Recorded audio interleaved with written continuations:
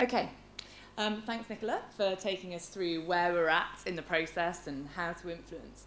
I'm going to just go into a little bit more detail about the kind of debates and the kinds of issues being raised in relation to the green economy segment of the Earth Summit.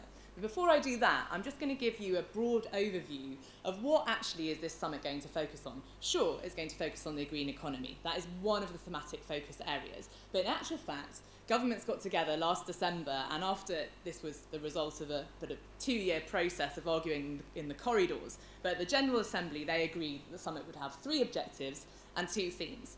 Now, the 3 objectives here are very, very important because the top one being securing renewed political commitment to sustainable development. Because I'm sure a lot of you in this room, like all of us, will say, okay, great, another World Summit. But the fact is that we've already had 2, and how far have we got?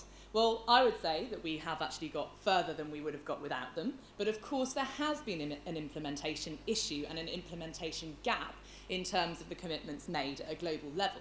And certainly developing countries feel this very, very acutely because there was a common cause and a common consensus to come together to achieve sustainable development globally, whereby developing countries would be put onto low carbon and sustainable development pathways with the assistance of developed countries. And now that assistance, of course, hasn't always been forthcoming. So this securing renewed political commitment is extremely important when it comes to especially the perspective of developing countries as well.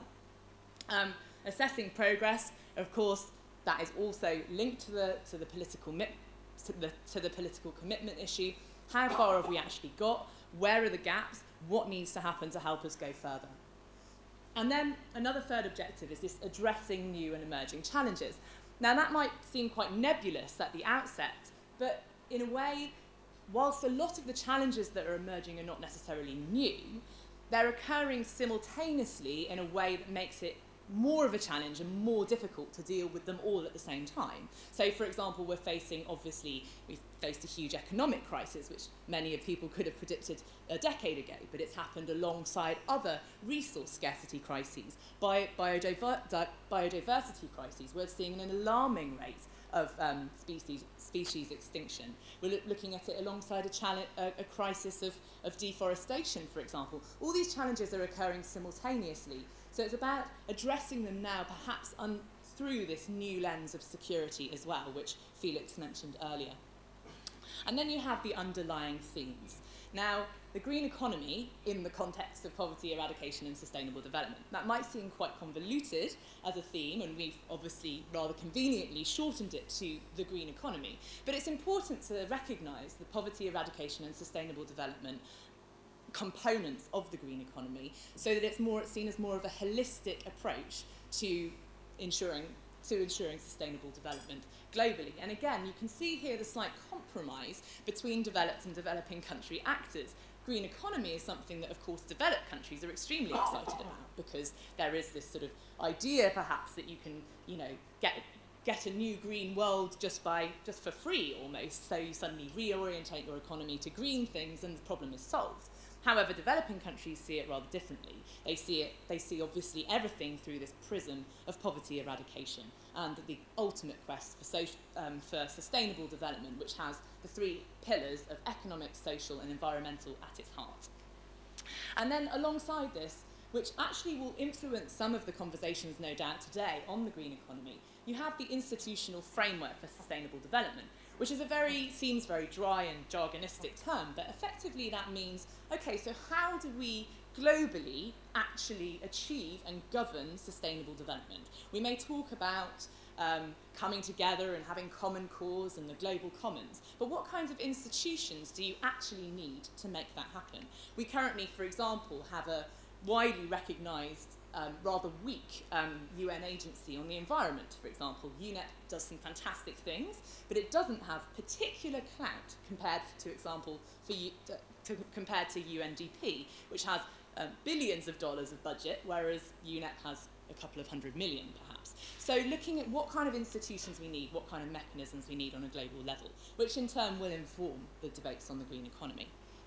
So Now I'm going to go into, okay, what are some of the areas that we need to be looking at and that we want your feedback on today when we're thinking about a green economy? Of course, we've looked at microeconomies, which are fantastic examples and fantastic case studies, but there are the broader principles and broader kind of macroeconomic implications of looking at a green economy as well.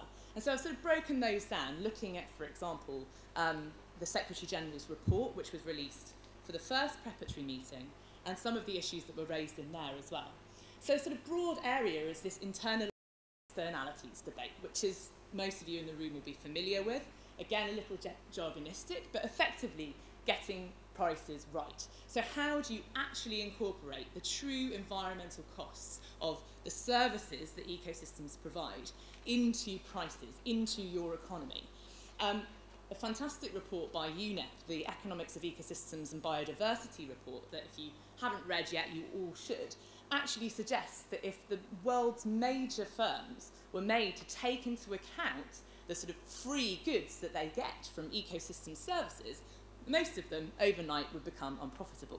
So you're looking at a situation in which these ecosystems and the services they provide simply aren't factored into economic equations.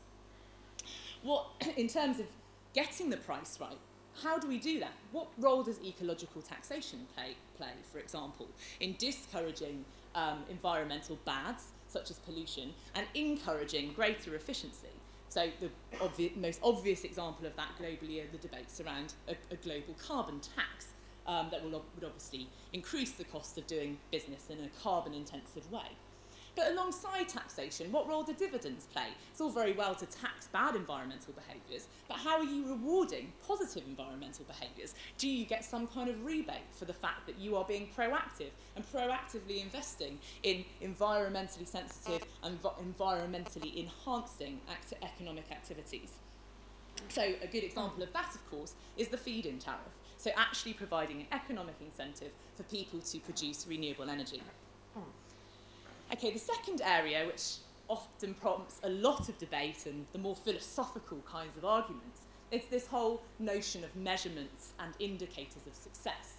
So profit, a lot of the slides that Ruth showed today, and some of the more depressing ones, are actually a result of a single-minded and very blinkered focus of profit in our economy.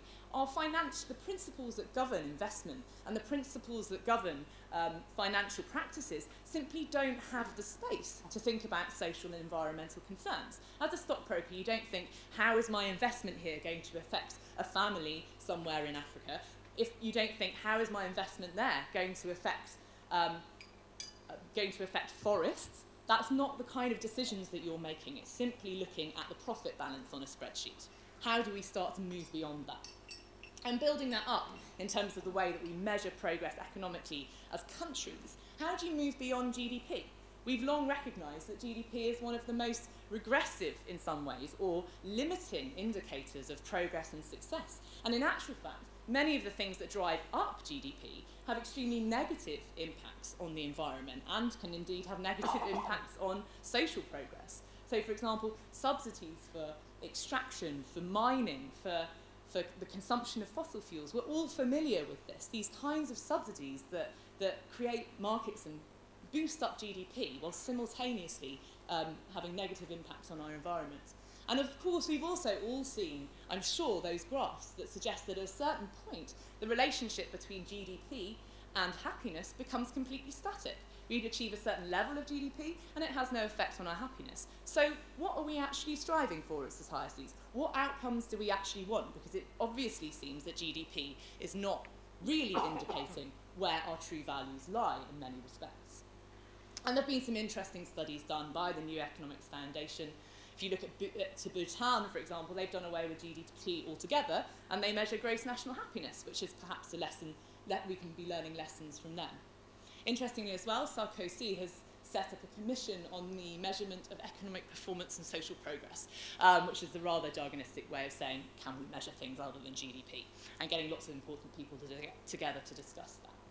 And then, of course, we touched on it before, the whole idea of degrowth. Can we have infinite economic growth on a planet with finite resources? And that obviously as well plays into the debate around decoupling. Do we simply decouple economic growth from resource exploitation, or do we have to go into degrowth altogether?